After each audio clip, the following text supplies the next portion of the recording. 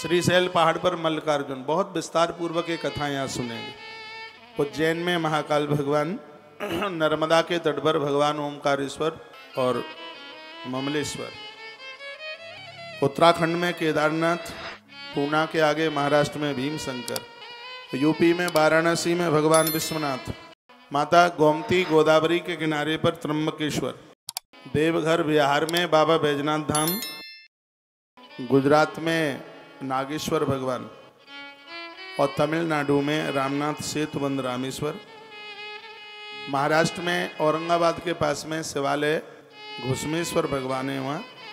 इसकी महिमा क्या है? द्वादशैतानी नामानी प्रातरुत्थाय पठित।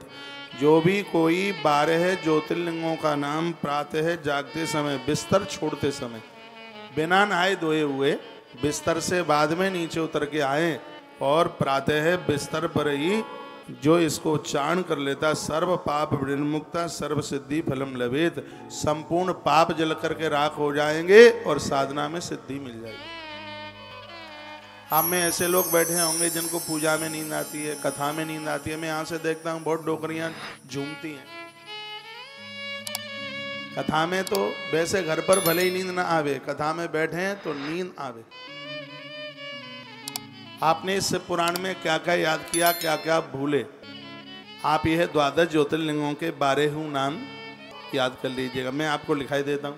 पहला नाम है भगवान सोमनाथ, दूसरे हैं भगवान मल्लिकार्जुन, तीसरे हैं भगवान महाकाल जो कि उज्जैन में है, चौथे हैं उत्तराखंड में भगवान केदारनाथ, पांचवें हैं भगवान विश्वनाथ, छठवें हैं त्र्यंबक भगवान त्र्यंबकेश्वर, सातवें हैं भगवान बैजनाथ, आठवें हैं सेतुबंद रामेश्वर रामेश्वरनाथ भगवान, वाराणस्याम त्र्यंबकम गौतमी तटे बैजनाथ चिता भूमि नागेश्वर। नागेश्वर जब कभी आप द्वारका जाते हैं तो इसके आगे भगवान नागेश्वर का दर्शन कीजिएगा। भीमशंकर भगवान पूना के पास में, मराठा में, पूना से थोड़ा सा आगे चल के भगवान भीमशंकर, यूपी में वाराणसी भगवान विश्वनाथ बड़े अद्भुत हैं, त्र्यंबकेश्वर भगवान बैजनाथ, नागेश्वर भगवान सेतुबंद रामेश्वर और 12वें नंबर पर हैं भगवान घुसमेश्वर। अभी मैं 2-3 महीने पहले दर्शन किए हैं। बड़ा अद्भुत स्थान है। दुनिया का इकलौता एक सरोवर वहाँ ऐसा है जहाँ भगवान शंकर का हर शिव पिंडी, शिवलिंग वहाँ पर प्रकट है, स्थापित है, इसलिए उसको शिवालय कहते हैं। और आज इनकी कथा आप सुनेंगे। नाम है घुसमेश्वर भगवान जो कि 12वें नंबर पर है।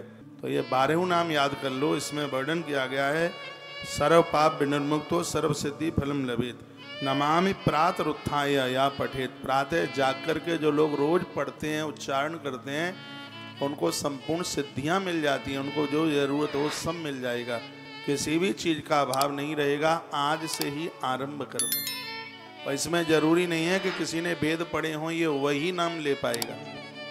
कोई भी ये नाम उच्चारण कर सकता है। एक बार फिर बोलूं, सोमनाथ भगवान, मल्लिकार्जुन भगवान, महाकाल भगवान, केदारनाथ, भीमशंकर, वाराणसी में भगवान विश्वनाथ, त्र्यंबकेश्वर भगवान, बैजनाथ भगवान, नागेश्वर भगवान, रामेश्वर भगवान और घुसमेश्वर भगवान। द्वादशैतानि नामानि। इन 12 को प्रातरुत्थाय या पठेत, प्रातः उठते समय इनका आप उच्चारण कर लेंगे तो वर्णन किया गया सर्व पाप विनिर्मुक्त। अनजान में इतने पाप हो जाते हैं जिनकी गिनती नहीं की जा सकती। सिर्फ नाम मात्र से, इन नामों को उच्चारण करने से जिह्वा सिद्ध हो जाती है, भजन सिद्ध हो जाता है। पाप कर्मों से आदमी, स्त्री पुरुष बच जाते हैं। इसलिए इनको उच्चारण कीजिए। क्या सुंदर लिखा है। ज्योतिषाम चैव लिंगानां ब्रह्मादि विरलम ध्वजा विशेषेत फलम वक्तुम शक्यते न परैस्तथा।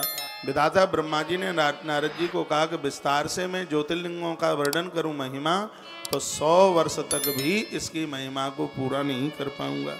यहाँ तक कह दिया एकम च पूजितम येन षड्मासम तनिरंतरम। कोई भी स्त्री पुरुष 6 महीना लग के एक भी ज्योतिर्लिंग का दर्शन कर ले, पूजन कर ले, एक भी दिन का एब्सेंट न होने दे, 6 महीना कर ले तो विशेषतम फलम वक्तुम शक्यते न परिस्ततः, उसका कितना बड़ा फल है बताया जाता है कि भवेत विमले सत्कुले, पुनः मरने के बाद मुक्ति को प्राप्त होगा, अगला जन्म उसका अच्छे कुल खानदान में उसको मिलेगा। 6 महीना किसी तीर्थ में रह करके 12 में से किसी भी ज्योतिर्लिंग का 6 महीना दर्शन कर लिया जाए, महादेव सामने प्रकट होकर